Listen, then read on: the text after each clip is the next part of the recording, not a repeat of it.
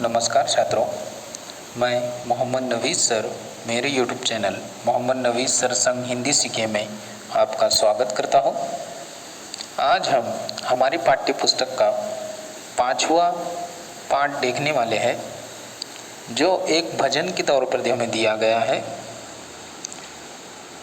पहला है 5वां गुरु बानी। इसके रचनाकार हैं माननीय गुरु नानक। तो सबसे पहले कवि परिचय देख लेते हैं। गुरु नानक जी का जन्म 15 अप्रैल 1459 में को रावी नदी के किनारे तलवंडी नामक ग्राम में हुआ। बचपन से ही आपका झुकाव आध्यात्मिक चिंतन और सत्संग की ओर रहा। आपके व्यक्तित्व में दार्शनिक, योगी, गृहस्थ, धर्म सुधारक, समाज सुधारक और कवि के गुण पाए जाते हैं।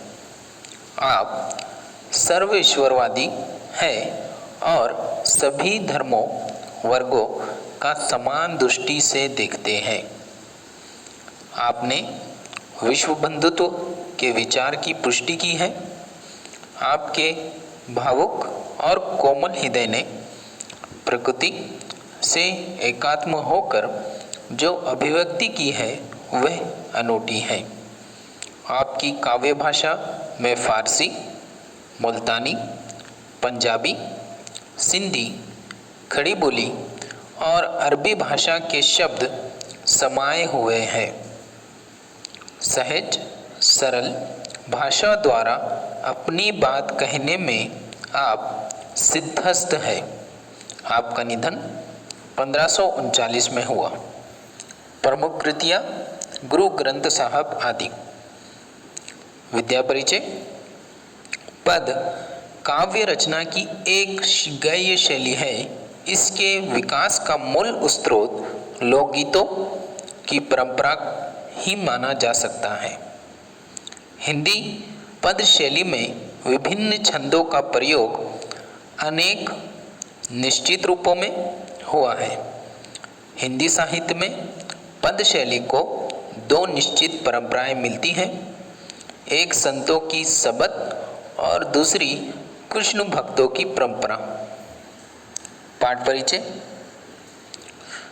प्रस्तुत दोहों तथा पदों में गुरु नानक ने गुरु की महिमा, कर्म की महानता, सच्ची शिक्षा आदि विषयों पर अपने विचार व्यक्त किए हैं।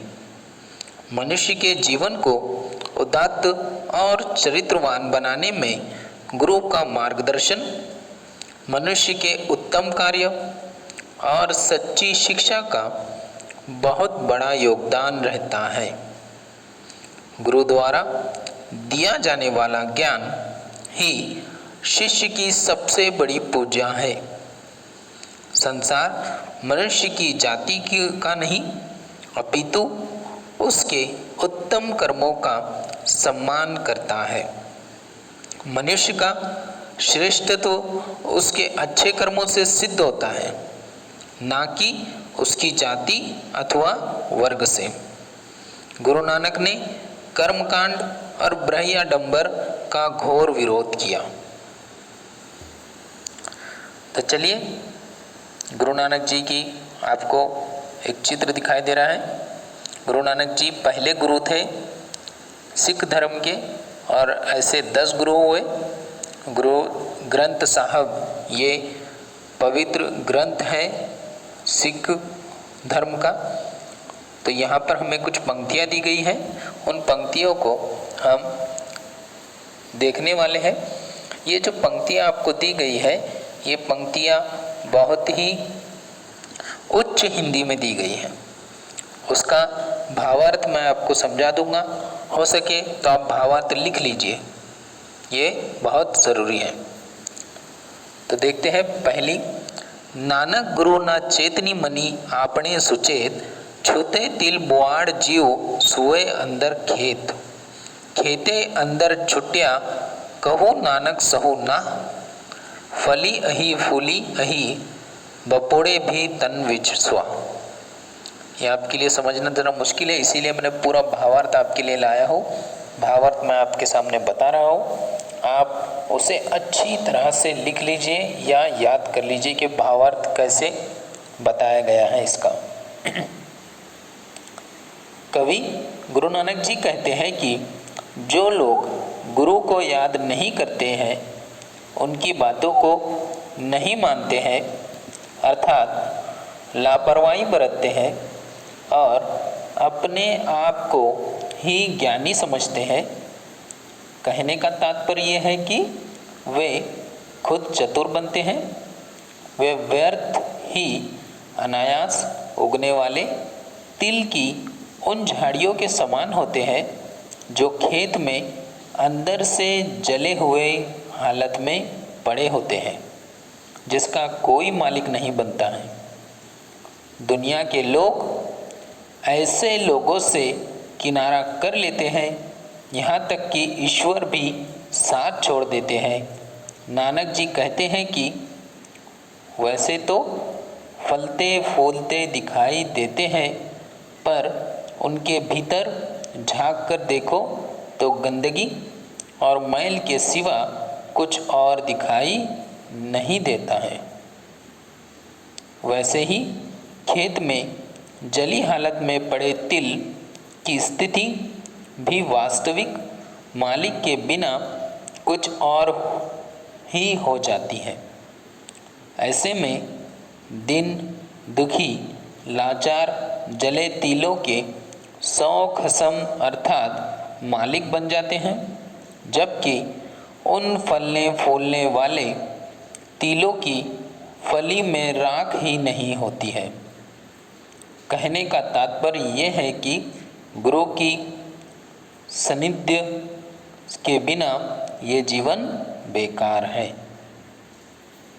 यह हमारा पहला जो हमें दिया गया था चतुष्पदी, उसके हमने भावार्थ देख लिए। अब दूसरी, जली मोह घसी मसी करी, मती कागत करी सारू, भाई कलम करी चितो लेखारी, गुरु पूछी लिखो बिचारी, लिखो नाम सला लिखो, लिखो अंत ना पारावार। ये दूसरा हमारे सामने पद दिया गया है। इस पद का भावार्थ मैं आपको समझा देता हूँ। भावार्थ है भाई, मोह या माया को जलाकर उसे घिसकर स्याही बना लो, बुद्धि या अकल को श्रेष्ठ सुंदर कागज बना लो, प्रेम भाव की कलम बनाओ और चित्त को लेखक बनाओ। फिर गुरु से पूछकर अर्थात शिक्षा लेकर या कृपा दृष्टि प्राप्त करके सोच विचार कर ईश्वर के नाम की स्तुति लिखो, प्रभु का गुणगान वो विचार लिखो। यह भी लिखो कि उस प्रभु का ना कोई अंत है और ना कोई सीमा है, वह तो अनंत है। तीसरा पद, मन रे अहिनीस हरि गुण सारी, जिन खिलो पलो नामो न बिसरे ते जन विरले संसारी, ज्योति ज्योति मिलाई सुधे सुरती सुरती संजोगो, हिंसा ओह में गतो गए नाही सहसा सोगो, गुरु मुख जिसो हार मनी बसे तिसो मेले गुरु संजोग। तीसरा पद हमने देखा है अभी, इसका भावार्थ देख लीजिए। हे मन, तू दिन रात भगवान अर्थात परमात्मा के गुणों का स्मरण कर याद करता रहे। संसार में ऐसे लोग विरले ही होते हैं जिन्हें एक क्षण के लिए भी प्रभु का नाम नहीं भूलता। अपना ध्यान उसी में लगाओ और उसकी ज्योति से अपनी जीवात्मा मिलाकर स्वयं प्रकाशित हो जाओ, अर्थात एकाकार हो जाओ। उसमें अपनी सुरती का मेल कर देने से हिंसा, कठोरता व अहंकार दूर हो जाता है। जो मनुष्य हृदय में भगवान के नाम की माला पहन लेता है, वे सच्चे मन से प्रभु का स्मरण करता है, गुरु की शरण में रहकर साधना करता है, तो गुरु उसे प्रभु के दर्शन और साक्षात्कार का पूरा अवसर प्रदान करते हैं। तो यह हो गया हमारा तीसरा पद। चौथा पद देखेंगे। तेरी गति मीतो तू ही जाने क्या, को आखी वखाणे, तू आपे गुप्ता आपे परगुटो, आपे सब रंग भाणी, साधक सिद्ध गुरु वहु खेल चले खोजत, फिर ही फरमाने, समही बधु पाई यही भिक्षा, तेरे दर्शन कऊ कुरवाणे, उसी की प्रभु खेल रचाया, गुरुमुख सोभी होई, नानक सब जुग आपे वर्ते, दूजा और ना कोई। ये चौथा हमने पद देखे। चौथे पद का भावार्थ। गुरु नानक जी कहते हैं, हे प्रभु, अपनी शक्ति के सब रहस्यों को केवल तुम ही जानते हो। उनकी व्याख्या कोई दूसरा कैसे कर सकता है। तुम प्रकट रूप भी हो, अप्रकट रूप भी हो। तुम्हारे अनेक रंग हैं। अनगिनत भक्त, सिद्ध, गुरु और शिष्य तुम्हें ढूंढते फिरते हैं। हे प्रभु, जिन्होंने नाम स्मरण किया, उनको प्रसाद में, भिक्षा में तुम्हारे दर्शन की प्राप्ति हुई है।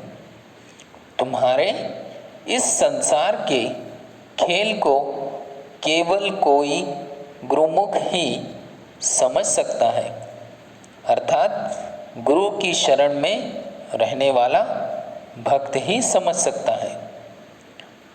तुम्हारे इस संसार में तुम ही युग युग में विद्यमान रहते हो और दूसरा कोई नहीं है। अतः तुम ही सर्वकालिक, सर्वव्यापी और सर्वशक्तिमान हो। यह हो गया चौथा भावार्थ हमारा। पांचवा पद। गगन में काल रवि चंद दीपक बने, तारका मंडल जनक मोती, धूप मलिया नील पवनो चौरो करे, सफल वनराई कुलंत ज्योति, कैसे आरती होई भव खंडना, तोरे आरती अनाहत शब्द बाजत भैरी। पांचवा पद हमने देखे। पांचवें पद का भावार्थ देखेंगे अब हम। हे पंडित, संसार में दिन रात महान आरती हो रही है। आकाश रूपी आरती के थाली में सूर्य और चंद्र दीपक के समान जल रहे हैं। तारामंडल मोतियों की तरह सुशोभित मलय पर्वत से आती चंदन की खुशबूदार हवा का धूप महका रही है। वायु चंवर से हवा कर रही है। जंगल के सभी वृक्ष फूल चढ़ा रहे हैं। हृदय में अनहद नाद का ढोल बज रहा है। हे मनुष्य, इस महान आरती के होते हुए तेरी आरती की क्या आवश्यकता है, क्या महत्व है। अर्थात भगवान की असली आरती तो मन में उतारी जाती है और श्रद्धा ही भक्त की सबसे बड़ी भेंट है।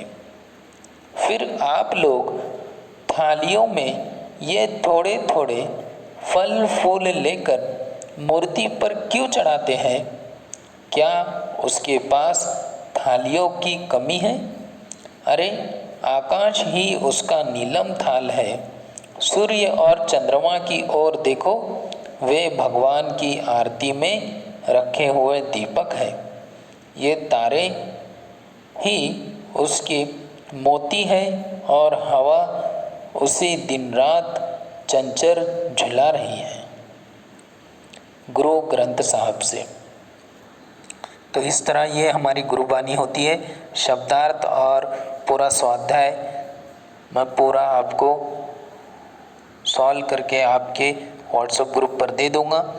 तो इस तरह से ये गुरुबानी हमारी ख़त्म होती है। Thank you.